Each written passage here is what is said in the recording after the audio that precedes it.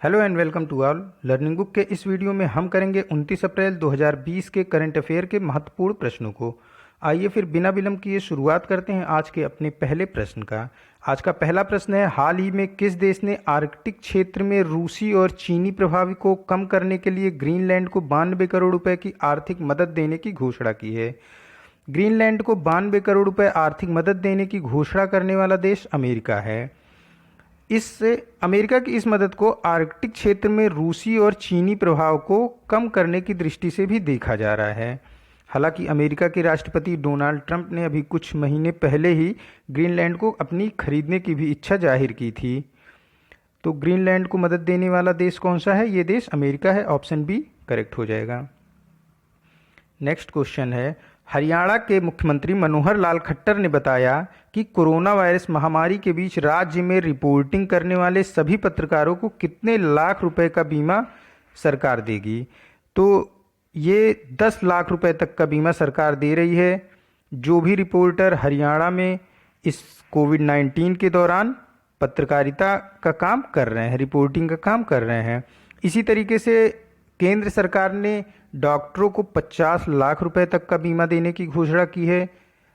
मध्य प्रदेश सरकार ने डॉक्टरों के साथ ही साथ अन्य जो भी स्वास्थ्यकर्मी इस कोविड-19 पैंडेमिक के दौरान कार्यरत हैं उनको 50 लाख रुपए तक का स्वास्थ्य बीमा देने की घोषणा की है। नेक्स्ट क्वेश्चन है, तो हरियाणा सरकार ने सभी पत्रकारों को 10 लाख रुपए तक की बीमा देने की घोषणा की है।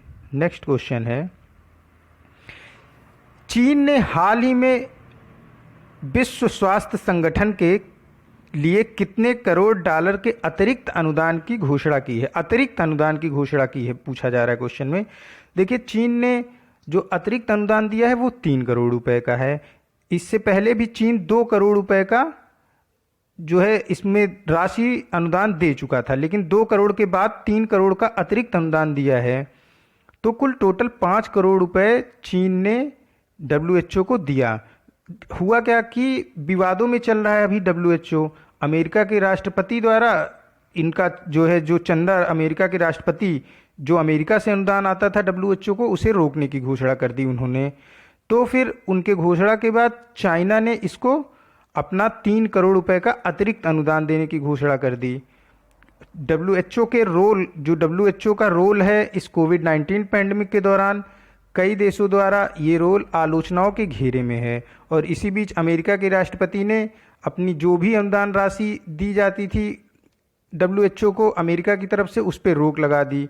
तो चीन ने क्या किया है? चीन ने 3 करोड़ डॉलर का अतिरिक्त अनुदान राशि देने की घोषणा कर दी। इस तरीके से चीन ने कुल 5 करोड़ डॉलर अतिरिक्त जो 5 करोड़ डॉलर का अनुदान दिया है WHO को। तो लेकिन अगर क्वेश्चन में अतिरिक्त है तो ये ऑप्शन 3 करोड़ डॉलर का हो जाएगा, यानी ऑप्शन डी करेक्ट होगा। नेक्स्ट क्वेश्चन है, केंद्र सरकार ने कोविड-19 महामारी के कारण सरकार के खजाने पर बढ़ते दबाव के चलते 1 जनवरी 2020 से लेकर किस तारीख तक के बीच दिए जाने वाले महंगाई भत्ते राहत की किस्मों के भुगतान पर रोक लगाने का फैसला किया है। केंद्र सरकार ने 1 जनवरी 2020 से 1 जुलाई 2021 तक के महंगाई भत्ते और महंगाई राहत के किस्मों पर जो है रोक लगा दिया है। सरकार के इस कदम से कुल 37,530 करोड़ रुपए की बचत होने का अनुमान है। हालांकि कर्मचारी और पेंशन पाने वालों को महंगाई भत्ते की मौजूदा दर पर भुगतान होता रहेगा। अभी जो मौजूदा दर है इस दर पर लगातार भुगतान सरकार करती रहेगी 1 जुलाई 2021 तक। तो इससे कुल कितनी राशि का जो है सरकार को बचत होने का अनुमान है? 37,530 करोड़ की बचत का अनुमान है। और ये कब से कब तक लगाई है सरकार ने महंगाई भत्ते पर रोक? सरकार ने 1 जुलाई 2021 तक सभी सरकारी कर्मचारियों के महंगाई भत्ते पर रोक लगा दी। तो ऑप्शन बी इसका करेक्ट हो जाएगा। नेक्स्ट क्वेश्चन है, हाल ही में किस देश ने कोरोना महामारी और अमेरिका के साथ व्यापक तनाव के बीच अपने एक उपग्रह नूर का प्रक्षेपण किया है? कोरोना महामारी और अमेरिका के साथ तनाव के बीच ईरान ने अपने पहले सैन्य उपग्रह नूर का प्रक्षेपण किया है। यह उपग्रह पृथ्वी सतह से 425 किलोमीटर ऊपर कक्षा में सफलतापूर्वक स्थापित हुआ है। अभी क्या हुआ था कि कुछ दिनों पहले ड्रोन हमले में ईरान अर्धसैनिक रिवॉल्यूशनरी गार्ड के जनरल कासिम सुलेमानी को अमेरिका ने जो है ड्रोन हमले में मार दिया था, और तेहरान और वॉशिंगटन के बीच खत्म हुए परमाणु समझौते को लेकर अमेरिका और ईरान के बीच तनाव का माहौल बना हुआ है। तनाव के माहौल अमेरिका और ईरान के बीच दो कारण है। पहला है कि ड्रोन हमले में ईरान अर्धसैनिक रिवॉल्यूशनरी गार्ड के जो जनरल थे कासिम सुलेमानी, उन्हें अमेरिका द्वारा ड्रोन हमले में मारा गया, और तेहरान और वॉशिंगटन के बीच परमाणु समझौता जो हुआ था वो खत्म हो गया है। तो इन दोनों कारणों से अमेरिका और ईरान के बीच एक तनाव की स्थिति बनी हुई है, और कोविड-19 तो पूरे ऑल ओवर वर्ल्ड में इस समय एक कहर बन के ढाई रहा है। और इन दोनों के बीच ईरान ने नूर नामक उपग्रह का प्रक्षेपण किया है। तो ऑप्शन बी करेक्ट हो जाएगा कि नूर का प्रक्षेपण किसने किया है? ईरान ने किया है। राष्ट्रीय पंचायती राज दिवस किस दिन मनाया जाता है? भारत में प्रत्येक वर्ष 24 अप्रैल को पूरे देश में राष्ट्रीय पंचायती राज दिवस मनाया जाता है। ये दिन भारतीय संविधान के 73वें संशोधन 1992 के पारित होने का प्रतीक है।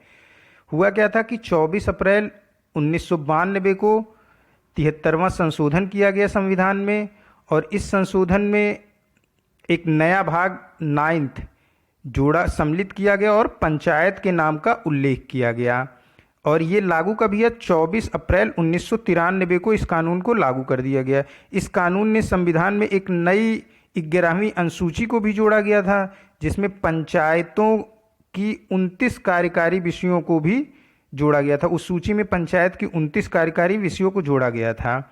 ये संविधान लागू हुआ 1993 में, पारित हुआ था 1992 में, 24 अप्रैल पारित हुआ 1992 में, लागू हुआ 24 अप्रैल 1993 को, लेकिन जो है 24 अप्रैल 1910 से राष्ट्रीय पंचायती राज दिवस मनाने की शुरुआत हुई थी।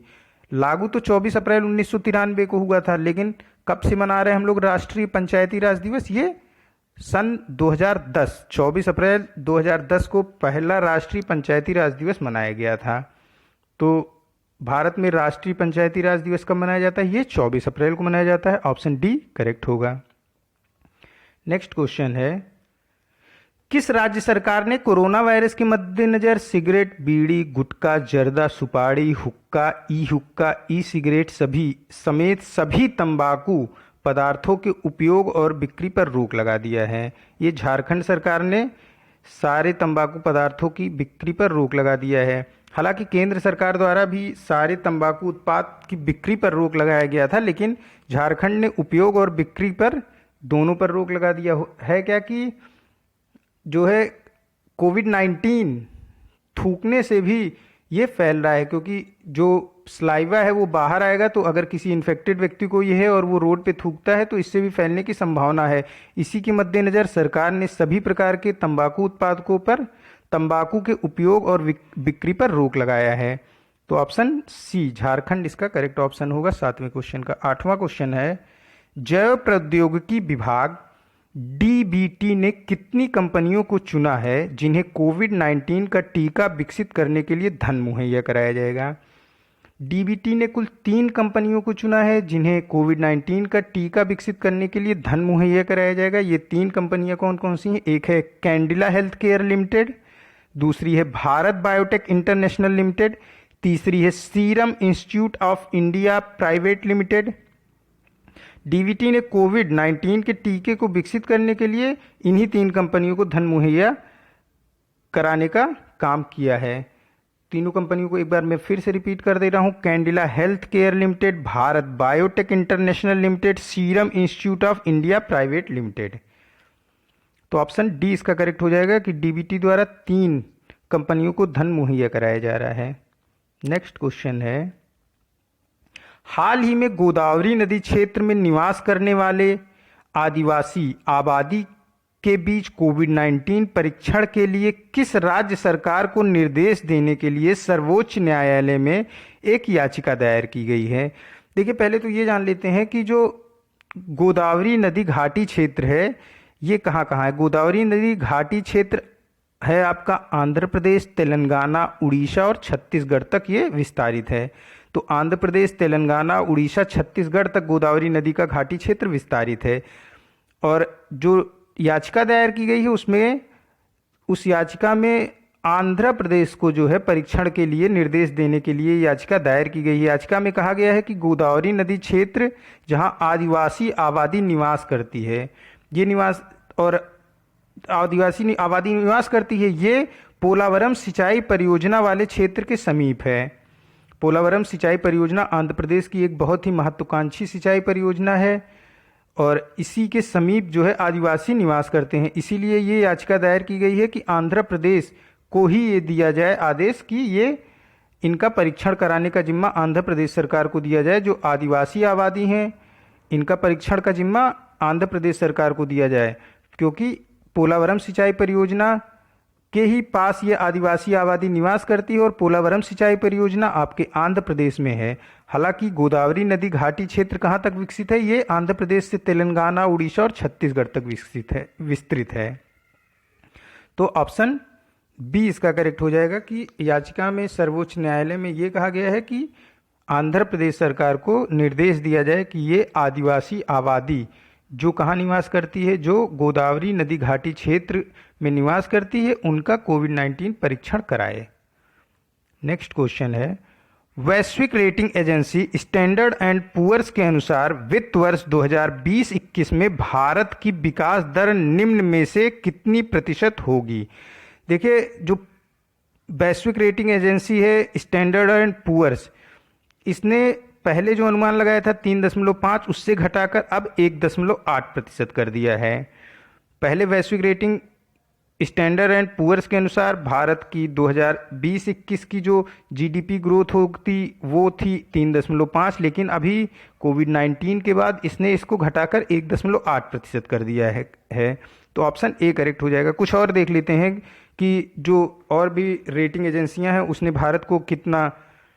भारत के जीडीपी के कितने ग्रोथ का अनुमान लगाया। फिच जो कि अमेरिकन रेटिंग एजेंसी है, इसने 0.8% का अनुमान लगाया, जबकि इसने पहले 2% कहा था। वर्ल्ड बैंक ने 1.5 से 2.8 के बीच भारत की जीडीपी का ग्रोथ रेट का अनुमान लगाया है 2020-21 में, जबकि इसने पहले क्या कहा था, अक्टूबर में कहा था 4.1 से 5.4 का जीडीपी ग्रोथ होगा भारत का। एक भारत जो है कन्फेडरेशन ऑफ इंडियन इंडस्ट्रीज यानी कि CII ने भारत के जीडीपी ग्रोथ का अनुमान 1.5 रखा है।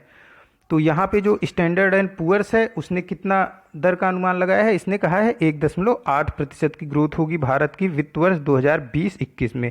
वित्त वर्ष 2020-21 का मतलब हुआ कि 1 अप्रैल 2020 से शुरू होके 31 मार्च 2021 तक के समय को जो है वित्त वर्ष 2020-21 कहते हैं।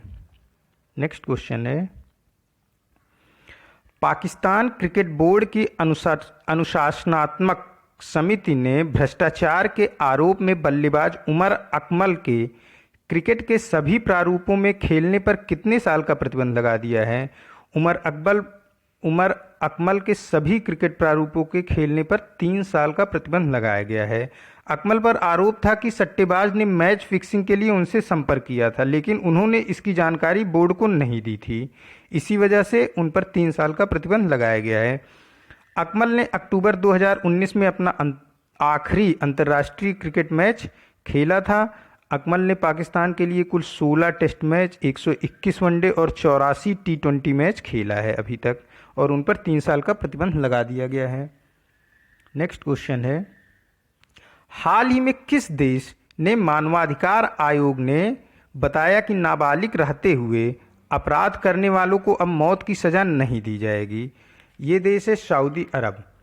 नाबालिग को अपराध करने पर अभी तक सऊदी अरब में मौत की सज़ा थी, परंतु नए आदेश में अब उन्हें जुवेनाइल डिटेंशन सेंटर में अधिकतम 10 साल की सज़ा हो सकती है। सऊदी अरब के जो क्राउन प्रिंस हैं मोहम्मद बिन सलमान लगातार सऊदी को आधुनिक राज्य में तब्दील करने की तमाम कोशिशें कर रहे हैं। उसी कोशिश के तहत एक ये भी है कि नाबालिगों को अब फांसी की सज़ा नहीं दी जाएगी। वहाँ पे कोई भी अपराध की बहुत ही कड़ी सज़ा है सऊदी अरब में। परंतु अब नाबालिगों को किसी अपराध के लिए, किसी भी तरह के अपराध के लिए फांसी की सज़ा नहीं दी जाएगी। उन्हें अधिकतम सज़ा जुवेनाइल डिटेंशन सेंटर में 10 साल तक की हो सकती है। सऊदी अरब के जो क्राउन प्रिंस हैं उनका नाम मोहम्मद बिन सलमान है। तो ऑप्शन सी इसका करेक्ट हो जाएगा।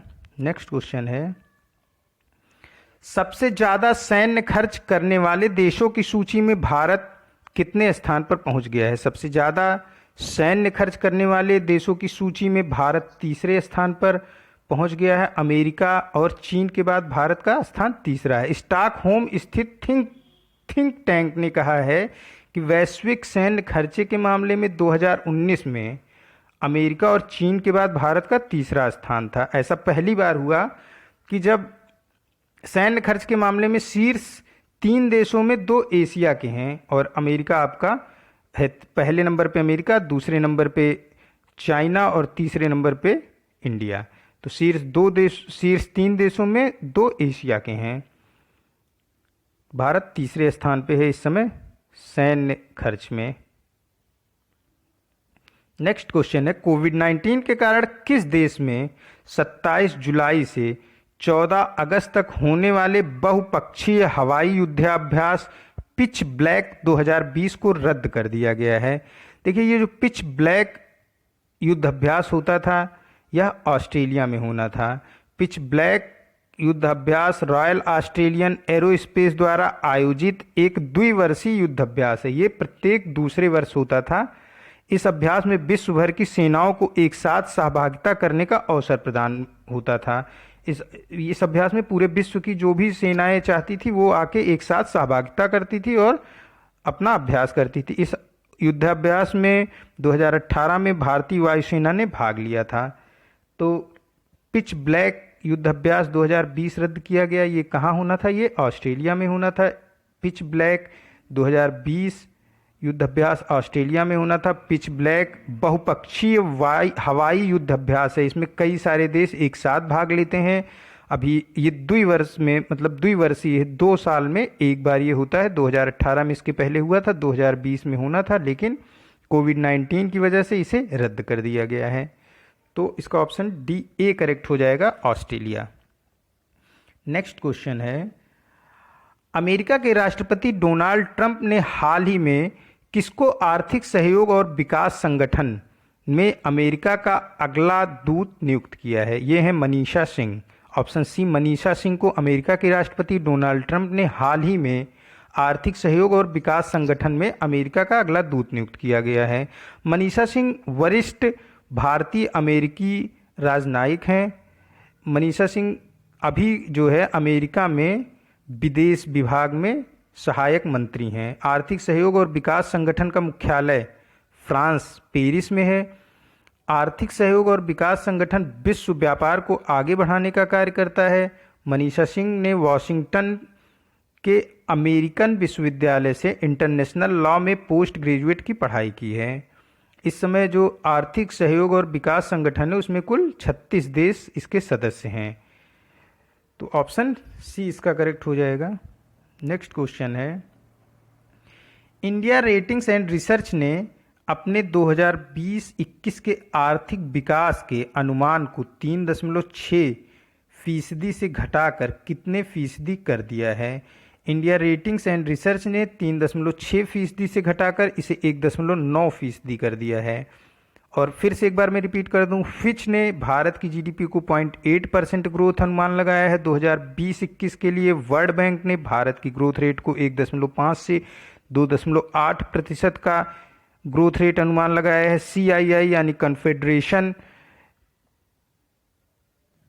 ऑफ इंडियन इंडस्ट्रीज ने 1.5% का अनुमान लगाया है भारत की जीडीपी का 2020 और 21 में। तो इंडियन रेटिंग्स एंड रिसर्च के अनुसार भारत की जीडीपी का जो ग्रोथ होगा, आर्थिक विकास जो भारत की होगी वो 1.9% होगी, जबकि पहले इन्होंने अनुमान लगाया था 3.6%। नेक्स्ट क्वेश्चन है, हाल ही में किस देश ने बांग्लादेश को कोरोना वायरस महामारी से निपटने में मदद करते हुए मलेरिया रोधी हाइड्रोक्सीक्लोरोक्विन की 1 लाख गोलियां और 25,000 सर्जिकल दस्ताने दिए हैं? भारत ने कोविड-19 से निपटने के लिए बांग्लादेश को 1 लाख गोलियां और 25,000 सर्जिकल दस्ताने दिए हैं। और इस दौरान भारत में जो है, जब ये उनको सौंपा गया बांग्लादेश को, भारत द्वारा ये सौंपा, किसने सौंपा? ये भारत की जो उच्चायुक्त हैं रीवा गांगुली दास, ये बांग्लादेश में भारत की उच्चायुक्त हैं रीवा गांगुली दास, इन्होंने इसे उनके जो बांग्लादेश के स्वास्थ्य मंत्री हैं उन्हें सौंपा। और इस मौके पर भारत बांग्लादेश संबंधों की चर्चा करते हुए उन्होंने नोबेल प्राइज विजेता रविन्द्रनाथ टैगोर का भी जिक्र किया। रीवा गांगुली दास ने जब ये सौंप रही थी तो इन्होंने रविन्द्रनाथ टैगोर का भी जिक्र किया था इस दौरान। तो भारत ने बांग्लादेश की मदद की है 1 लाख हाइड्रोक्सी क्लोरोक्वीन की गोलियां और साथ ही साथ 50,000 सर्जिकल दस्ताने के साथ कोरोना वायरस महामारी से निपटने के लिए।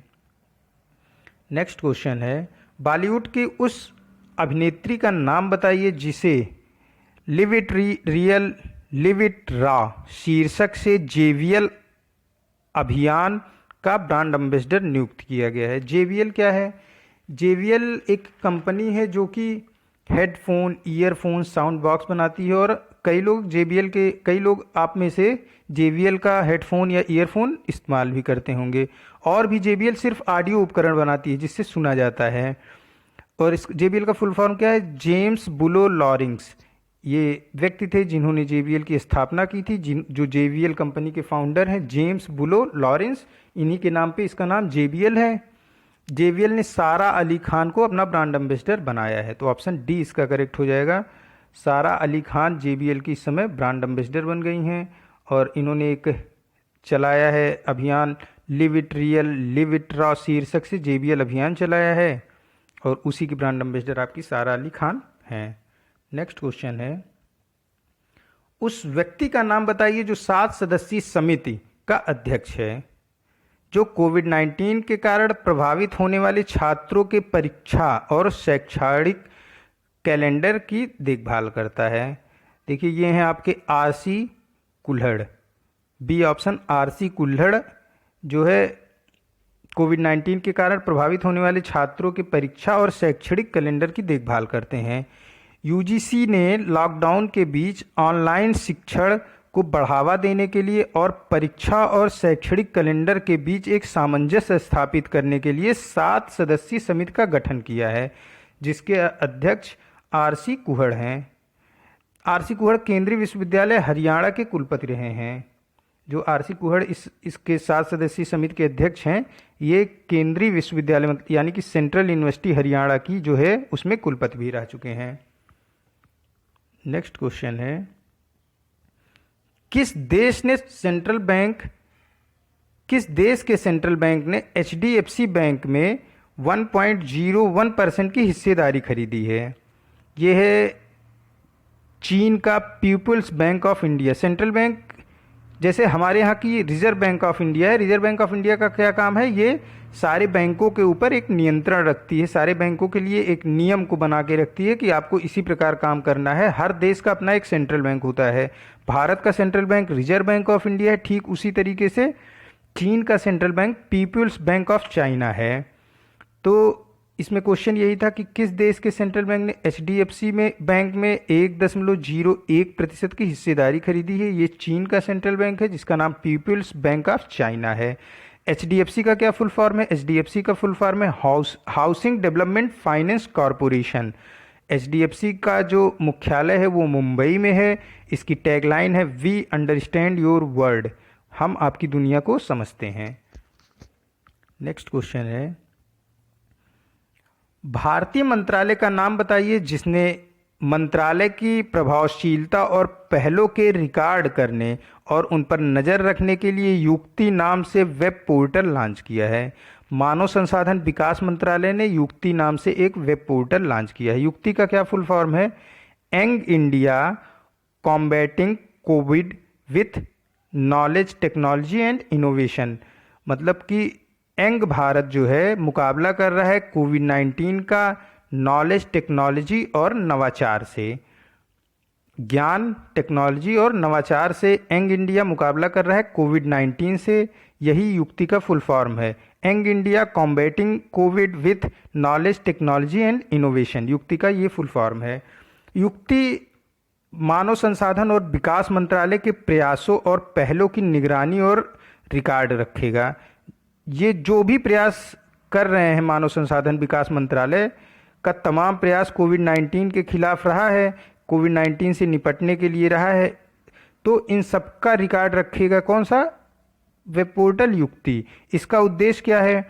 कोविड-19 खतरे के दौरान शैक्षणिक समुदाय के लिए उच्च गुणवत्ता बनाए रखना और सीखने के माहौल को बनाए रखना। यानी कि कोविड-19 के दौरान भी मानव संसाधन विकास मंत्रालय शैक्षणिक समुदाय के लिए उच्च गुणवत्ता को बनाए रखना चाह रहा है और सीखने के लिए एक माहौल बना रहे, इसीलिए उसने युक्ति पोर्टल को लॉन्च किया है। युक्ति पोर्टल का काम यह है कि मानव संसाधन विकास मंत्रालय जितने भी प्रयास और पहल को कर रहा है इस कोविड-19 के दौरान, उन सबका ये रिकॉर्ड रखने का काम करेगा। नेक्स्ट क्वेश्चन है, और अटल इनोवेशन मिशन, नीति आयोग, राष्ट्रीय सूचना विज्ञान केंद्र एनआईसी ने संयुक्त रूप से एटीएल अटल स्कूलों में कोलैब कैड का शुभारंभ किया है। नीति आयोग के वर्तमान सीईओ कौन है? नीति आयोग के वर्तमान सीईओ अमिताभ कांत हैं। ऑप्शन सी इसका करेक्ट हो जाएगा। अटल इनोवेशन मिशन और नीति आयोग, राष्ट्रीय सूचना केंद्र निक के साथ मिलके क्या ये तीनों क्या कर रहे हैं? संयुक्त रूप से अटल स्कूलों में कोलैबोरेशन कैड का शुभारंभ कर रहे हैं। तो इसी में नीति आयोग के सीईओ का नाम पूछा गया था जो कि अमिताभ कांत है। नेक्स्ट क्वेश्चन है, और ये आज का लास्ट क्वेश्चन है, विज्ञान और प्रौद्योगिकी विभाग ने कोविड-19 के लिए इम्यूनो डायग्नोस्टिक किट और सक्रिय वायरोसोम वैक्सीन विकसित करने के लिए किस स्टार्टअप को वित्त पोषित किया है? देखिए, स्टार्टअप उसे कहते हैं जैसे कोई अपना खुद का काम शुरू कर रहा है और उसे शुरू किए हुए भी बहुत दिन नहीं हुआ है, तो वो अपनी स्टार्टअप कंडीशन में है। तो ये कोई प्राइवेट फर्म है जो अभी स्टार्टअप की है, और इसे ही विज्ञान और प्रौद्योगिकी विभाग ने कोविड-19 के लिए किट और सक्रिय वायरोसोम को विकसित करने के लिए वित्त पोषित किया, इसे ही पैसा दिया है, उसी का नाम पूछ रहा है। ये है सीगल बायो सॉल्यूशन। ये पुणे की स्टार्टअप है, मतलब कि पुणे में इसे अभी जल्द ही शुरू किया गया है सीगल बायो सॉल्यूशन नामक कंपनी को, और भारतीय विज्ञान और प्रौद्योगिकी विभाग ने इसी को चुना है इम्यूनो डायग्नोस्टिक किट और सक्रिय वायरोसोम वैक्सीन को विकसित करने के लिए। इसलिए इन्होंने भारतीय विज्ञान प्रौद्योगिकी विभाग ने सीगल बायो सॉल्यूशन को वित्त पोषित किया है। ये आज का लास्ट क्वेश्चन था। मिलते हैं कल नए करंट अफेयर के क्वेश्चन के साथ। तब तक के लिए keep study on learning book. Thank you for watching this.